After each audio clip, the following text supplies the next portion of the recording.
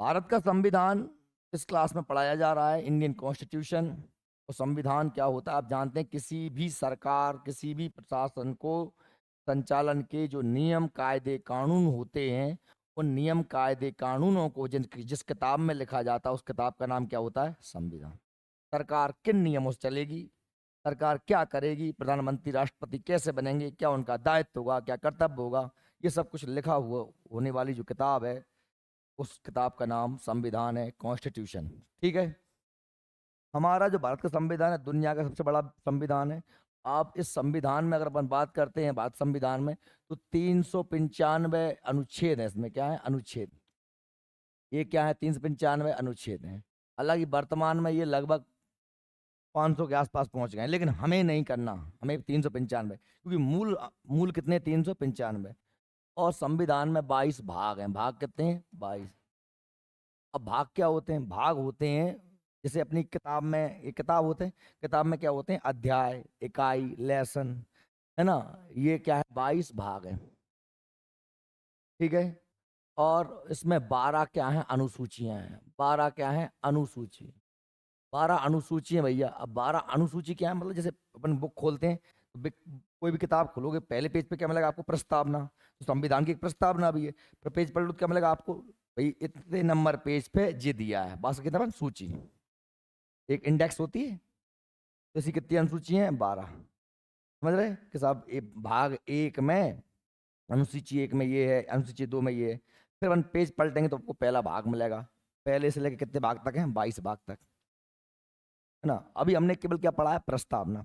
किसी भी किताब का पहला पेज पलटते हैं तो हमें उसे पहला पेज क्या मिलता है? प्रस्तावना मिलता है। प्रस्तावना, जिसे अपन उद्देशिका कह सकते हैं, जिसे अपन प्रियम्बल कह सकते हैं। उसमें ये लिखा होता है कि ये पुस्तक किस लिए लिखी गई है।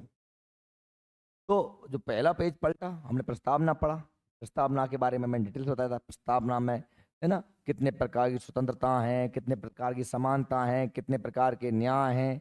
प्रस्तावना संशोधन हो सकता है कि नहीं हो सकता, अगर हुआ है तो कौन सा हुआ है, उसमें क्या क्या जोड़ा गया है, याद है कि नहीं?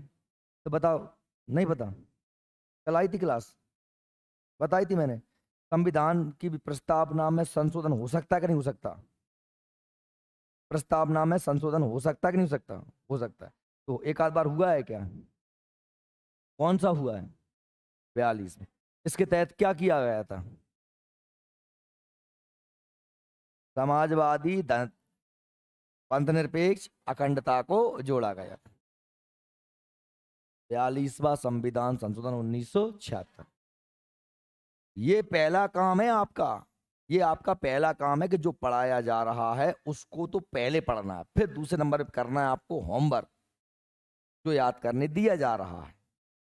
पहला काम क्या है कि जो मैं पढ़ाऊंगा उसको पहले पढ़ना है, क्योंकि वो मैं कल आते ही आपसे पूछूंगा। वो उसमें रहना। अब हम आज की क्लास में पढ़ने वाले 12 अनुसूचियां। संविधान में कितनी अनुसूचियां हैं साहब? 12। इन अनुसूचियों की बात अपन कर रहे हैं। चलिए, तो इन अनुसूची की बात कर रहे हैं। संविधान की अनुसूचियां लिखा है भैया। पहली अनुसूची में, पहली अनुसूची क्या है? पहली अनुसूची ये देखा, प्रथम अनुसूची क्या है इसमें? इसमें है कि भारत संघों के घटक और राज्य संघीय क्षेत्रों का उल्लेख है। मतलब क्या? कि भारत हमारा एक देश है जहां में 28 प्रदेश हैं और 8 केंद्र शासित प्रदेश हैं। समझ में आ रही? भारत और उसके संघ राज्य क्षेत्रों का उल्लेख है काय में, पहली अनुसूची। क्लियर? भारत अपना एक देश, उसमें मध्य प्रदेश, उत्तर प्रदेश, बिहार, पश्चिम बंगाल, झारखंड, ऐसे 28 राज्य हैं और 8 केंद्र शासित प्रदेश। केंद्र शासित प्रदेश से अंग्रेजी में कहते हैं यूनियन टेरिटरीज, जैसे कि दिल्ली, पांडिचेरी, दमन दीप, है ना, अंडमान निकोबार, ये सब क्या है? केंद्र शासित प्रदेश। और मैं समझाऊंगा आगे कि ये क्या होते हैं।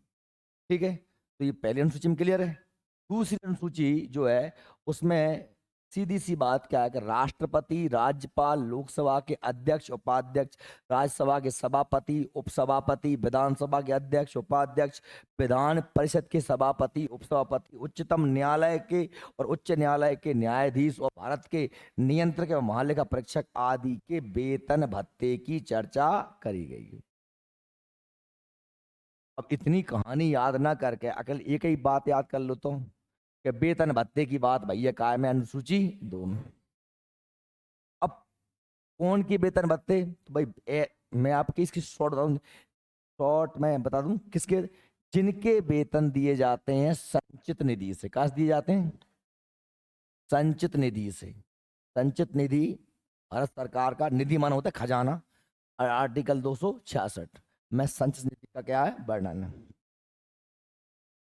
इनकी जो हायर लेवल के लोग होते हैं जैसे कि राष्ट्रपति, उपराष्ट्रपति, राज्यपाल, न्यायाधीश, नियंत्रक, महालेखा परीक्षक, इन सब के वेतन भत्ते की चर्चा काय में की गई है अनुसूची 2।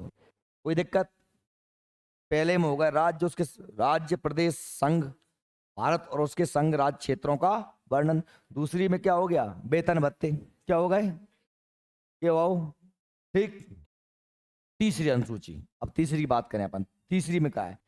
इसमें विभिन्न जनप्रतिनिधि, जनप्रतिनिधि माने नेता, चाहे तो वो किसी भी प्रकार का जो चुनाव जीत के आते हैं उसे कहते हैं जनप्रतिनिधि। जनता का जो प्रतिनिधित्व करता है, बात कहते हैं अपन जनप्रति, द्वारा पद ग्रहण करते समय जो शपथ ली जाती है, शपथ किस प्रकार की शपथ का प्रारूप होगा?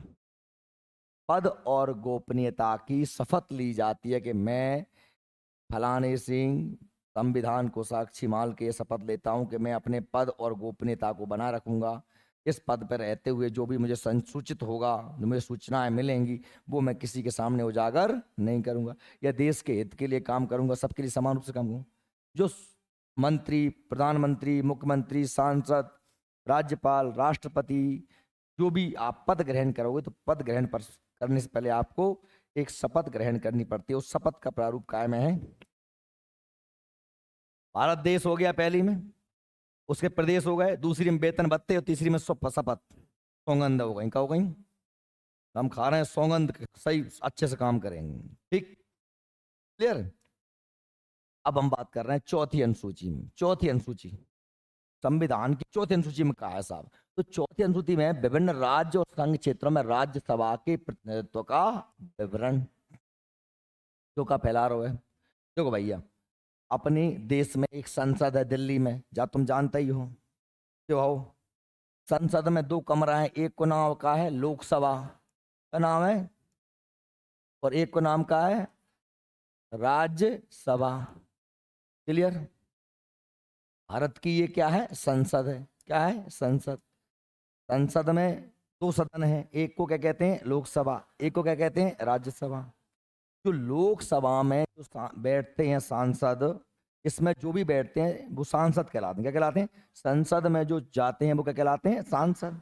अब सांसद 2 भत्ते होते हैं, एक लोकसभा के सांसद और एक राज्यसभा के सांसद। लोकसभा के सांसद ने अपन वोट देते हैं, जैसे अपने डॉक्टर KP यादव, कृष्णपाल सिंह यादव, जिन्हें सिंधिया जी हराए थे, भी अपने कायम बैठक है जाके लोकसभा में। 545 होते हैं। कितने होते हैं? 545।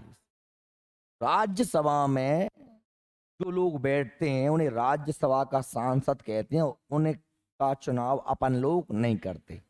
उन्हें कौन वोट देता है? उन्हें देता है, कौन देता है? उन्हें विधायक वोट देते हैं। कौन वोट देते हैं? विधायक। अब विधायक कहाँ होते हैं? राज्यों में।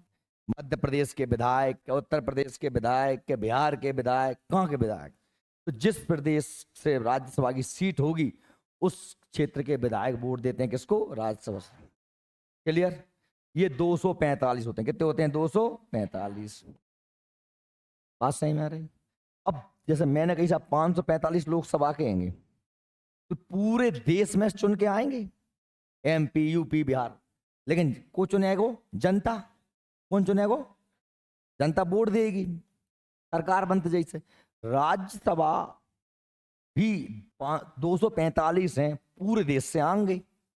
अब बात जा है कि कहां के प्रदेश से कितने आएंगे। बात भाई सही मेरी?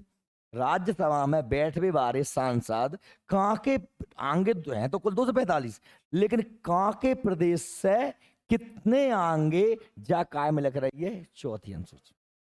बात सही में आई तुम्हें? तो अपने मध्य प्रदेश से कितने जाते हैं? 11। कितने जाते हैं? 11। राज्यसभा के सांसद कितने जाते हैं? 11। क्लियर है? तो किस प्रदेश का राज्यसभा में कितना प्रतिनिधित्व होगा, ये कौन तय कर रहा है? ठीक है, राज्यों में राज्यसभा की सीटों का बंटवारा, राज्यों के लिए राज्यसभा सीटों का बंटवारा कायम लिखो भैया। तो पहली में राज्य और उसके संघ क्षेत्र, दूसरी में वेतन भत्ते, तीसरी में सौगंध, और चौथी में राज्यसभा का सीटों का बंटवारा। यहीं याद हो जाए, घरे न बचे रहे कछु, समझ रहे हो? और जहां तब याद होंगी जब होशो आवास में बैठोगे वो मेरे संगे बोलते रहोगे और सुनते रहोगे। ठीक है, अब अपन बात कर रहे हैं पांचवी और छठवीं को अपन एक साथ पढ़ेंगे। पांचवी छठवीं को अपन एक साथ पढ़ेंगे। तो पांचवी में क्या है भैया, पहले हम पांचवी, तो पहले पांचवी पढ़ लेते हैं, फिर दोनों को अपन एक साथ मिला लेंगे।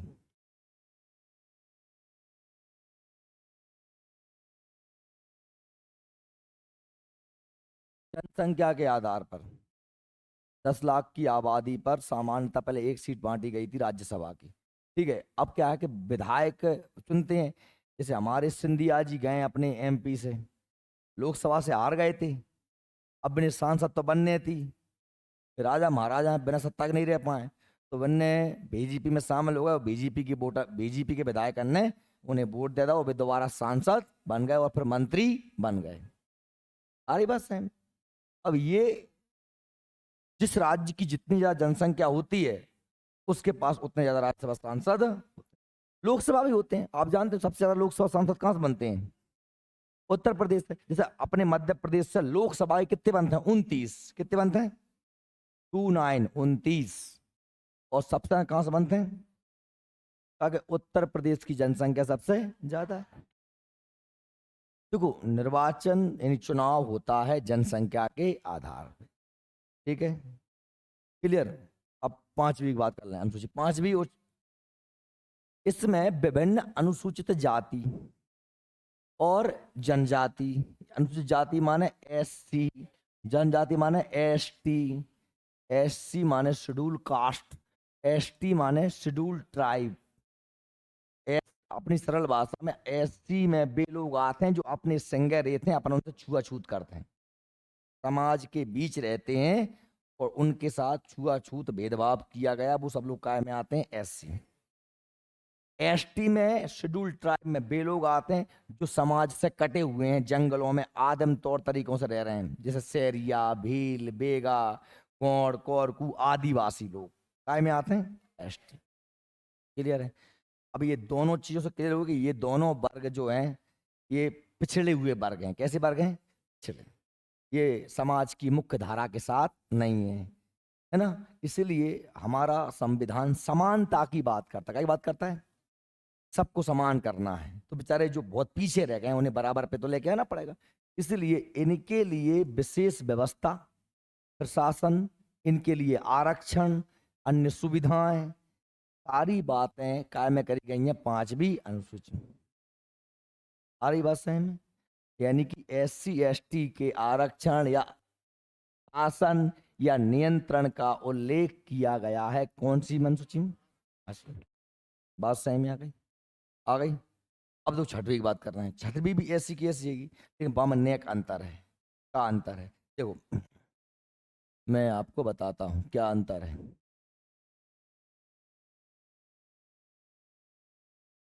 ये हमारा प्यारा भारत है। अब देखो, ये जब हमारा प्यारा जो भारत है उसमें आप अगर देखोगे तो ये जो पूरा इलाका है ये मैदानी इलाका कहलाता है। यानी कि, और ये इलाका ये थोड़ा सा अलग है, इसे उत्तर पूर्वी भारत कहते हैं। क्या कहते हैं? तो एसटी के लोग तो जहां भी हैं और एसटी के लोग तो यहाँ भी हैं। एसटी माने आदिवासी। कौन? आदिवासी। आदिवासी शब्द ठक्कर बप्पा द्वारा दिया गया था। ठक्कर बप्पा द्वारा आदिवासी शब्द दिया गया था। आदिवासी मतलब होता है जो पहले से यहाँ पर रहते आए हैं। लेकिन अपने तय को होंगे, मैंने कही साहब, भील हैं, बेगा हैं, सहरिया हैं, गोंड हैं, कोरकू हैं, ये जातियां ये सब अपने इलाके में। सीधी सी भाषा में समझ लो, सरल से सरल भाषा में, कि इतने के शहरिया, इतने के आदिवासी और भते हैं, वो इतने के आदिवासी और भते हैं। इनकी परंपराएं अलग हैं, इनकी परंपराएं अलग हैं। बात समझ में आ रही है? इसलिए जिन नियम कायदे कानूनों से हम इन पे शासन कर सकते हैं, वैसे ही नियम कानून इन पर नहीं लगाए जा सकते। इनकी मान्यताएं अलग हैं, ये अलग ही टाइप के हैं।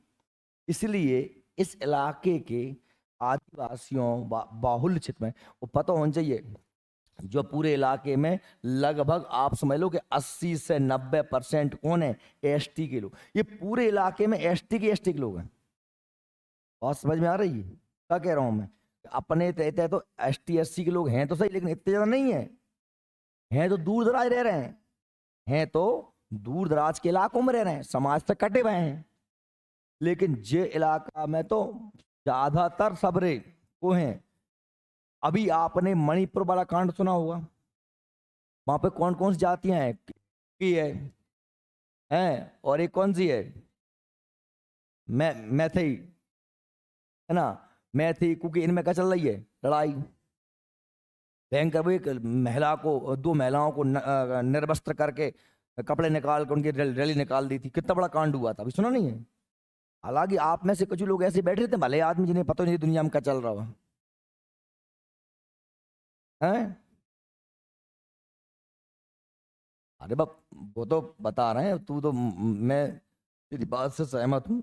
वो अच्छे तरीके से न्यूज देख रहा है। कहने का तात्पर्य हमें तो अभी मालूम चला ना। अब वीडियो कब की थी, वो विषय रिसर्च का है, अन्वेषण का है, खोज करें, पुलिस का काम है वो। हम तो ये कह रहे हैं कि यहाँ पर बड़ा तमाशा होता रहता है। 100 की सीधी सी बात 6वीं अनुसूची में जा लिख रही है। 5वीं में क्या लिख रही है? कि इतने के SC ST पे कैसे प्रशासन नियंत्रण होगा। और 6वीं में जा लिख रही है कि इतने के इन पे कैसे प्रशासन नियंत्रण होगा। तुम्हें समझ में आ गई क्या मेरी बात? मैं फिर से रिपीट कर रहा हूँ कि 5वीं अनुसूची में क्या लिख रही है? कि SC ST पर प्रशासन नियंत्रण किस तरीके से होगा मुख्य भारत में। और 6वीं में लग रही है कि ये अपने जो पूर्वोत्तर राज्य हैं उनमें ST बाहुल्य क्षेत्रों पर नियंत्रण, प्रशासन, आरक्षण किस तरीके से होगा। क्लियर है? चलो अब इसको अपन थोड़ा सा देखो। यही लिखा है, क्या लिखा है इसमें? असम, मेघालय, त्रिपुरा, मिजोरम राज्यों के जनजातीय क्षेत्रों के प्रशासन के बारे में। और ये पूरे के पूरे राज्य उधर हैं, असम, मेघालय, त्रिपुरा, मिजोरम। यहाँ क्या लिखा था? इसमें विभिन्न अनुसूचित जाति जनजाति के प्रशासन व नियंत्रण की चर्चा की गई है। तो 5वीं 6वीं दो ही एक जैसी हैं कि नहीं? 5वीं में अनुसूचित जाति जनजाति संपूर्ण भारत की बात हो रही है, और 6वीं में असम, मेघालय, त्रिपुरा, मिजोरम, असम, मेघालय, त्रिपुरा, मिजोरम राज्यों में रहने वाले जनजाति क्षेत्रों के प्रशासन की चर्चा या प्रावधान किए गए हैं, नियम बनाए गए हैं। क्या होगा? गर्मी लग रही? पंखे चालू करूं?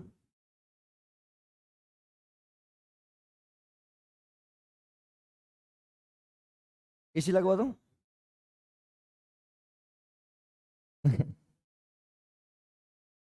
ठंडे आ रही हैं अब तक है। अब बात कर रहे हैं फिर 7वीं अनुसूची की। पहले एक बार रिपीट कर लो पूरे ने दोबारा से भैया। पहली में संघ और उसके राज्य क्षेत्र, दूसरी में वेतन भत्ते, तीसरी में शपथ, चौथी में देख लें, चौथी में क्या लिखा है? राज्यसभा की सीटों का 5वीं 6वीं में SC ST के लिए प्रावधान। ठीक है, 5वीं में अनुसूचित जाति जनजाति के नियंत्रण प्रशासन की बात है, और 6वीं में असम, मेघालय, त्रिपुरा और मिजोरम राज्यों में अनुसूचित जाति क्षेत्रों के नियंत्रण प्रशासन की बात की गई है। क्लियर? चलो ठीक है। अब हम बात कर रहे हैं 7वीं अनुसूची। इसमें संघ सूची, राज्य सूची, संवर्ती सूची के विषयों का उल्लेख मिलता। अब जे का फैला रहा है, ये आपको इसके बारे में कल भी बात आपसे हो चुकी थी। फिर भी जो लोग नए हैं, मैं सभी के लिए फिर से बता देता हूं कि भैया भारत में 2 प्रकार की सरकारें होते हैं। एक है मोदी नाना और एक है शिवराज मामा। जानते हो?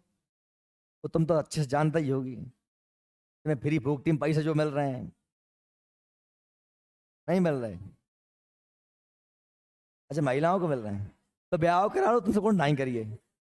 एक संग कराओ ब्याह, ले 1200 साढ़े 1200 रुपये महीना।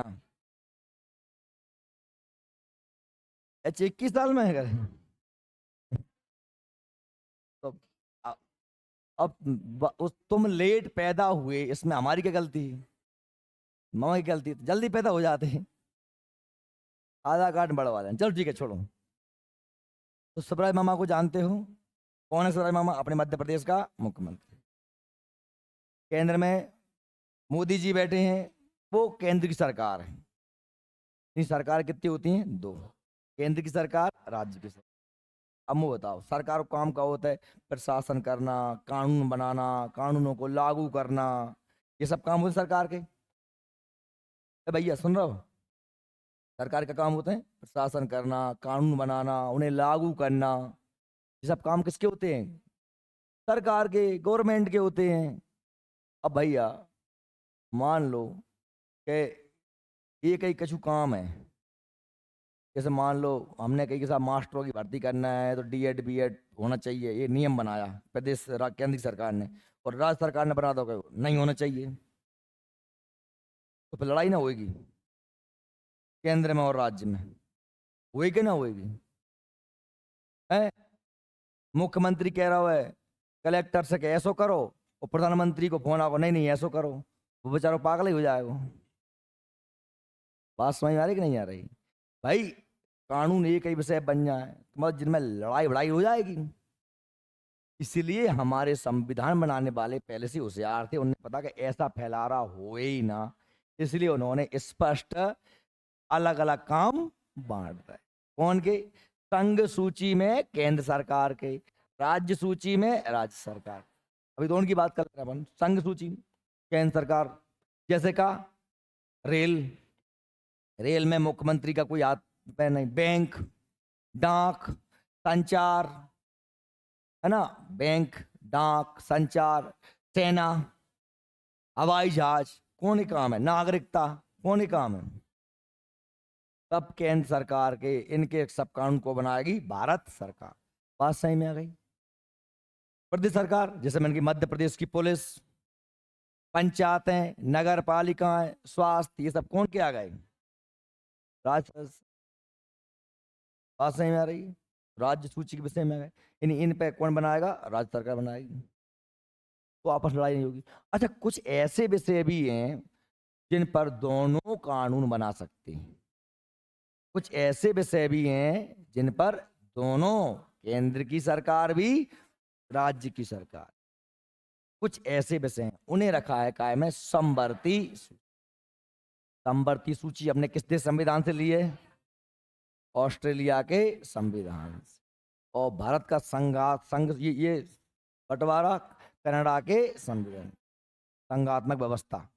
ठीक है, क्लियर है? जैसे मैंने कहा शिक्षा है, जैसे क्या कहा? शिक्षा, एजुकेशन, समवर्ती सूची का विषय है। शिक्षा के मामले में कानून केंद्र भी बना सकता है, राज्य भी बना सकता है। अब आप कहोगे सर कि यहाँ पे लड़ाई नहीं होगी। लड़ाई तो अब एक ही मुद्दा है, तो हो सकती है लड़ाई, बिल्कुल लड़ाई हो सकती है। नहीं, यहाँ संविधान में स्पष्ट लिख दिया गया है कि भैया दो ही अलग अलग कानून बनाओ, लेकिन फिर भी अगर तुम दोनों ने एक ही विषय पे कानून बनाए हैं, जैसे केंद्र ने बनाया था कि मास्टर डीएड बीएड बारे ही बनेंगे, राज्य ने कह दिया कि कोई भी बनेगा, तो एक ही मुद्दा था जिस पर दोनों ने अलग अलग कानून बना दिए। ऐसी कंडीशन में केंद्र का कानून मान्य। बात सही में आ रही है? समवर्ती सूची में फिर किसकी चलेगी? केंद्र की चलेगी। क्लियर है? समझ में आ गई मेरी बात? तो भाई 7वीं अनुसूची में क्या है? शक्तियों का बंटवारा। क्या है? केंद्र सूची, राज्य सूची, समवर्ती सूची। फिर से रिपीट करते हैं भाई शुरू से। भारत नंबर 1, भारत राज्यों का संघ, संघ उसके राज्य क्षेत्र। नंबर 2, वेतन भत्ते। नंबर 3 क्या है? शपथ। नंबर 4 राज्यसभा सीटों का बंटवारा। नंबर 5, SC ST के लिए प्रशासन की व्यवस्था। और नंबर 6, असम, मिजोरम, मणिपुर, त्रिपुरा में ST के क्षेत्रों पर प्रशासन। और नंबर 7 में है शक्तियों का बंटवारा, संघ सूची, राज्य सूची, संबंध। ठीक, अब आ गई 8वीं। इसमें भारत की 22 भाषाओं का उल्लेख किया गया। 22 भाषाएं, 22 भाषाएं। मतलब देखो, अब आपको पता है कि हमारा भारत बहुत बड़ा है, और बहुत बड़ा है तो उसमें बहुत सारी विविधताएं भी हैं। विविधता क्या है कि भाई अलग अलग राज्यों में अलग अलग भाषाएं बोली जाती हैं। आप देखें तो हमने कहा राजस्थान में राजस्थानी हिंदी है, गुजराती, महाराष्ट्र में मराठी, कर्नाटक में कन्नड़, है ना, केरल में मलयालम, तमिलनाडु में तमिल, आंध्र प्रदेश में तेलुगु, उड़ीसा में उड़िया, पश्चिम बंगाल में बांग्ला, है ना, अलग अलग भाषाएं बोली जाती हैं। या इधर तुम आओगे तो इनमें अलग बोडो, संथारो और संथाली और ये और वो बहुत सारी भाषाएं आएंगी अलग अलग राज्यों में। अब वहां की जो सरकार होगी, जैसे मान लो कर्नाटक की सरकार है, तमिलनाडु सरकार, जहाँ भाषा भाषा बोल रहे हैं कहाँ की, तमिल। मुख्यमंत्री या जो विधायक विधायक सब हैं। और भारत की राजभाषा तो क्या है? हिंदी है। क्या है? राजभाषा हिंदी है। और राजभाषा का मतलब क्या होता है बेटा? वह भाषा जिसमें सरकार अपना काम करती है। वह भाषा जिसमें सरकार अपना काम करती है क्या कहलाती है? राजभाषा कहलाती है। सही में आ गई बात मेरी? तो राजभाषा जो है सरकार की कामकाज की भाषा होती है। राष्ट्रभाषा किसी भी देश में ज्यादातर लोग जिस भाषा में बात करते हैं उसे राष्ट्रभाषा कहते हैं। हिंदी भारत में संविधान के हिसाब से राज्यभाषा है। लेकिन सब, अब तुम क्योंकि साहब जहाँ के तमिलनाडु के मुख्यमंत्री और विधायक सबरे हिंदी में ही काम करें, बेचारे ने बने हिंदी आता नहीं है, तो किड़िंग कुड़िंग किड़िंग करते हैं, मैंने हिंदी आते नहीं, तो कैसे पत्र पढ़ेंगे, कैसे कानून बनाएंगे, कैसे भाषण देंगे? बात समझ में आ रही है मेरी? अब कन्नड़ कर्नाटक में या मलया, है ना, केरला में। तो भैया हमारे संविधान में 22 भाषाओं का उल्लेख है। उनमें से किसी एक भाषा को अब अपनी राजभाषा बना सकती, सरकार अपना काम कर सकती। अब उन 22 में इस लगभग लगभग हमारे देश की सभी भाषाएं आ जाती हैं। सभी भाषाएं आ जाती हैं। सही में आ रही मेरी बात? क्लियर? तो 22 भाषाओं का उल्लेख काय में है? 8वीं अनुसूची। क्लियर हो गया? अब यहाँ एक महत्वपूर्ण चीज आप और सुनो। हमारा जब संविधान बना था, हमारा जब संविधान बना था, तब उसमें ये 8 ही अनुसूची थी। कितनी अनुसूची थी? 8। हमारा जब संविधान बना था तब इसमें 8 ही अनुसूचियां थी। लेकिन वर्तमान में कितनी है? 12 है। मतलब क्या और बढ़ गई? 4। क्या बढ़ गई?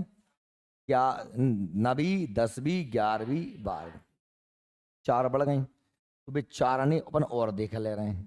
ठीक।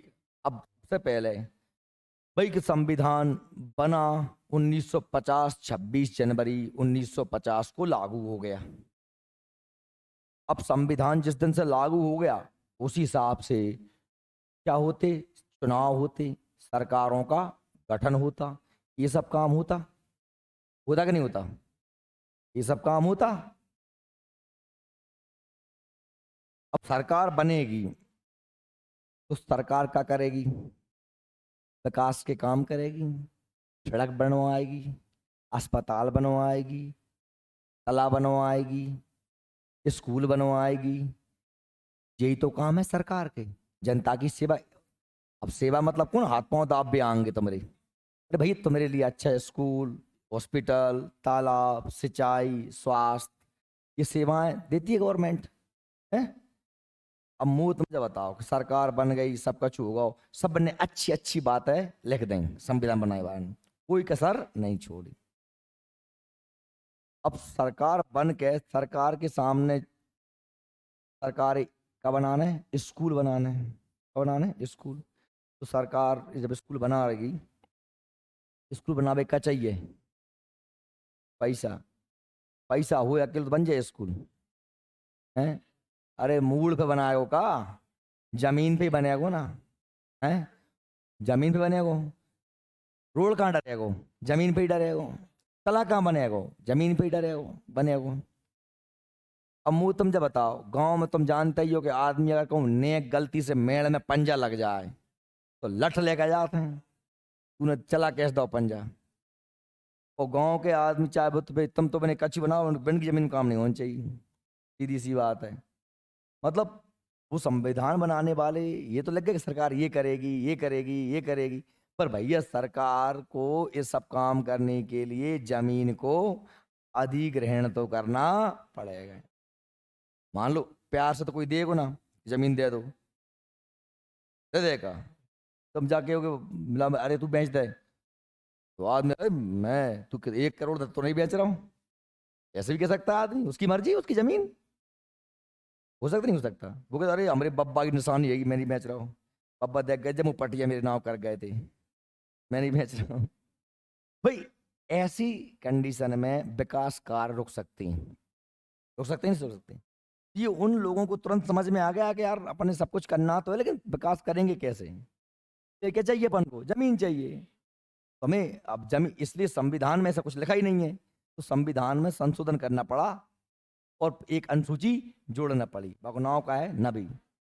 इसके अंतर्गत राज्यों की संपत्ति, राज्य द्वारा संपत्ति के अधिग्रहण की विधियों का उल्लेख किया गया एवं अनुसूची में सम्मिलित विधियों को न्यायालय में चुनौती भी नहीं दी जा सकती। समझ में आ गई बात, क्या लिख दी गई का, क्या सरकार जब चाहे तुम्हारी संपत्ति को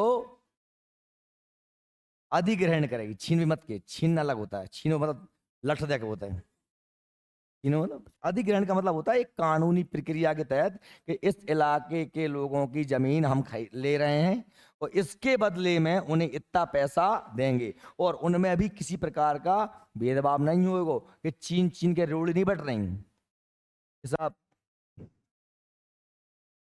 हाँ यही तो नियम है। मान लो रोड निकलना है जहां से, तो तू कह रहा होगा बीच बीच रोड में तेरो तेरो घर आ रहा है, तू कह रहा मैं नहीं हटा रहा हूँ, तो रोड तालाब मोड़ दे रोड नहीं भाई, आपकी जमीन को अधिग्रहित किया जाएगा और आपको उसके बदले में पैसा दिया जाएगा। नहीं नहीं नहीं, वो सबको मिलेंगे, वो तुझको मिलेंगे, अब तो भी कम लगे चाहे ज्यादा लगे, सबको मिलेंगे, और हालांकि बाजार रेट से 4 गुना अधिक पैसा दिया जाता है। इसलिए आपको यदि शायद पता हो ना पता हो तो मैं बता दूं कि दिल्ली के बगल में है नोएडा, और नोएडा लगभग हरियाणा से है, और वहाँ जाट ही जाटन को बाहुल है, फिर जाट चौधरी जाट कहलाते हैं, और वहाँ से कहूँ ये एक्सप्रेस वे कहूँ वो एक्सप्रेस वे मुलक रोड कट गए, तो सरकार ने उनकी जमीनों को क्या किया, अधिग्रहण। वो अनौप शनौप उन्हें 1 बीघा वारे कहूँ 2 करोड़ मिल गए। तो बे बड्डी बड्डी फरारी ये सफारी देखते हैं बन के हर दिन यूट्यूब पर चौधरी आ गए हैं, बंदों को हुक्का ले फिर रहे हैं, वीडियो बना रहे हैं यूट्यूब पे, सुना रहे हैं मोड़ा मोड़ी, क्या है कि पैसा आ गया आराम को। और किसानी में का परत तो अपन ने जैसे सोयाबीन बोए थे, अब अपन देख के सब खुश हो रहे थे ऐसा सोयाबीन भाव है आपकी बेर, तो अगर पूरा ढंग से आ गया ना तो 6 क्विंटल को बिया कड़े हो। भगवान ने कही कि सीख लो बेटा ले, हम दो दो 1.5 को कड़े कड़े आए वही बहुत है। हैं? जितने एक लागत लगाई थी भाई ईटे आए अपनी तो ही बहुत। तो वही बात है, मतलब समझ गए ना, नबी में क्या है, अधिग्रहण क्या है, संपत्ति का अधिग्रहण। अच्छा, अब जब बात निपटी ये थी कि एक और बात सामने आ गई, ये अनुसूची हमने कौन सी जोड़ी, 11वीं, सॉरी नबी, ये पहला ही संशोधन था, कौन पहला 1951 में संशोधन करके हमने नबी अनुसूची को जोड़ दिया।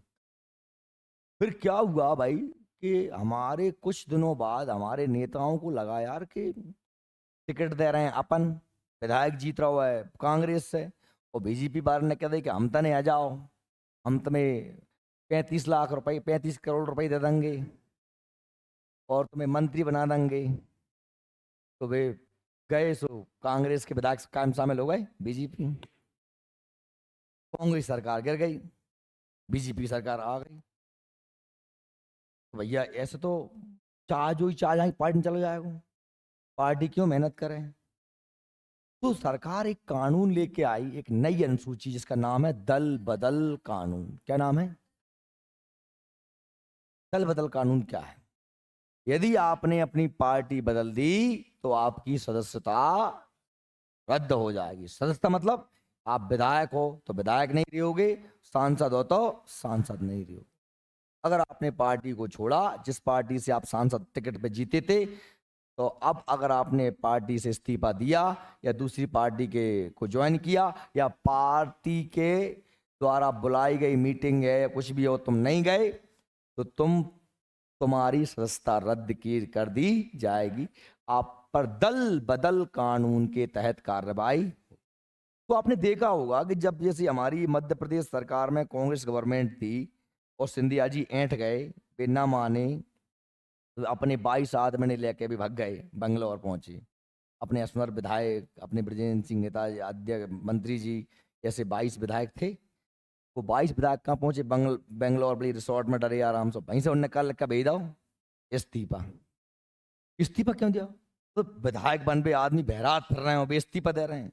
क्यों? क्योंकि जब वो इस्तीफा देंगे तभी वो कांग्रेस में, क्योंकि अगर वो इस्तीफा नहीं भी देंगे तो अगर वो कांग्रेस छोड़ेंगे तो अपने आप विधायक ही जाएगी बात, क्योंकि दल बदल कानून लागू हो जाएगा। इसलिए उन्होंने कह दिया पहले इस्तीफा, और फिर विधायक उनकी खत्म। फिर अपने तक भाई दोबारा चुनाव, भाई थे उपचुनाव, फिर दोबारा जीत के आ गए। जैसे कायदे को, जनता को ऐसा करना चाहिए था, हैं? जो धोखा करेगा मतलब भारत के। बस 2 मिनट और, 2 अनुसूची और रह गई। ये कोई ऐसे फर्जी बड़ा करे, चाहे वो कोई को पार्टी को नेता होए, कछु होए, चाहे कांग्रेस को हो चाहे बीजेपी को हो, तुमने मतलब जहाँ हमने तुम्हें चुने थे वो तुमने हमरो वोट का, हमने चुने तुमने, तुमने हमारे वोट को बेच दिया। अब तुम जा नहीं कह पा रहे वन से का है कि तुम कहाँ के मौसक के हो गई। तुमने भी तो 1000-1500 लाए थे वोट डारवे के, ना लाए थे?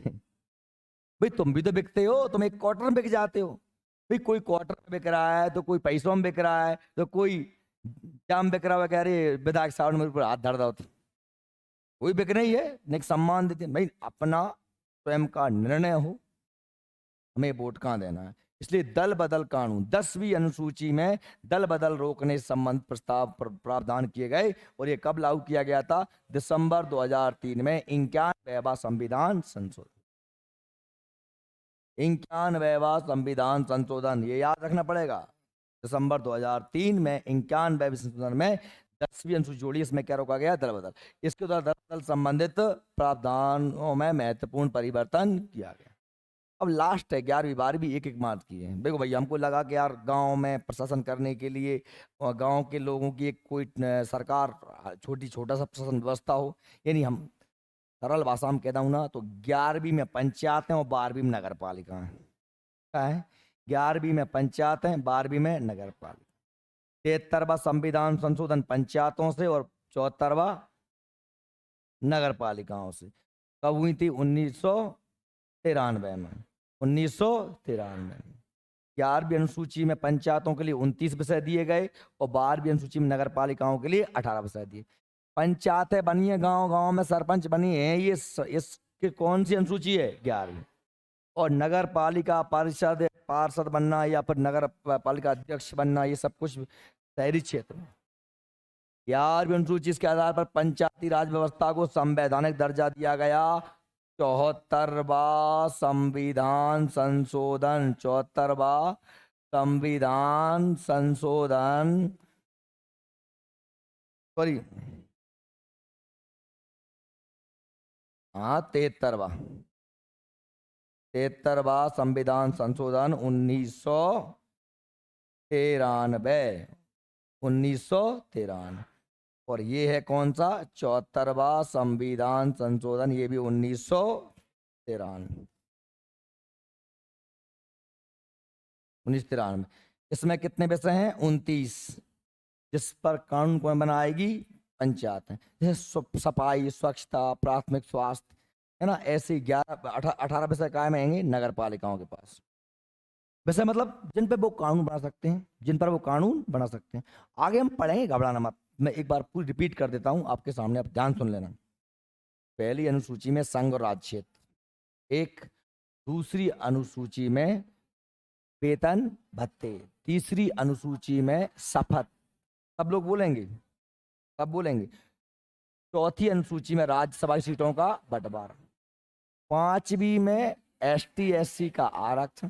छठवीं में असम मेघालय में एसटी का आरक्षण। सातवीं में शक्तियों का बंटवारा, संघ सूची, राज्य सूची, केंद्र सूची। अब बोलना है। आठवीं में 22 भाषाएं, 22 भाषा। नवीं में भूमि अधिग्रहण। 10वीं में दल बदल। 91वां संविधान संशोधन 2003। 11वीं में पंचायतें। 73वां संविधान संशोधन 1993। और 12वीं में नगर पालिकाएं। 74वां संविधान संशोधन 1993। हो गई याद। अब भूलना भी चाहो लेकिन भुला ना पाओ, ऐसी कंडीशन है कि नहीं। अब अगर कोई घर से बाप कैन खा के आओ हुए कि मुझे बाप कैन याद ही नहीं करना है, मैं पढ़ ही नहीं रहा हूँ, मुझे पढ़नी नहीं है, तो ही चाहे ना हो। अगर तुम होश आवास में बैठे थे हमारे साथ में, हमारे साथ साथ चल रहे थे, तो आपको याद हो गई होंगी। अब बेटा ये तो मेरा काम था, मैंने पढ़ा दी, याद करा दी। अब ध्यान सुनना है, ये तुम्हारा कल का काम है। मैं सौगंध राम की खाता हूं, मैं तुम्हारे हड्डे तोड़ दूंगा मार मार के अगर ये कल याद नहीं रहा कि संविधान के भाग 1 में संघ राज क्षेत्र अनुच्छेद 1 से 4 तक, संविधान के भाग 2 में नागरिकता और अनुच्छेद 3 से लेकर 5। और मैं अब कल पहला भाग पढ़ाऊंगा, इसका नाम होगा संघ राज्य क्षेत्र। आपके नोट्स में नहीं दिया, ये आपको लिखना पड़ेगा। हालांकि मैं पीपीटी में दे दूं तो आप पीपीटी में देख के लिख लेना।